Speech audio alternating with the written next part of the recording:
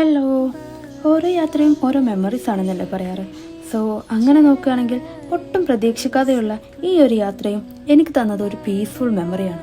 ഈ പീസ്ഫുൾ എന്ന് ഉദ്ദേശിക്കുന്നത് എപ്പോഴും കാം ആൻഡ് ക്വയറ്റ് മാത്രമല്ല, ചിലപ്പോഴൊക്കെ ഇങ്ങനെയുള്ള വയലൻസിലും എനിക്ക് പീസ്ഫുൾ ഫീൽ ചെയ്യാറുണ്ട്. It's kind of weird, right?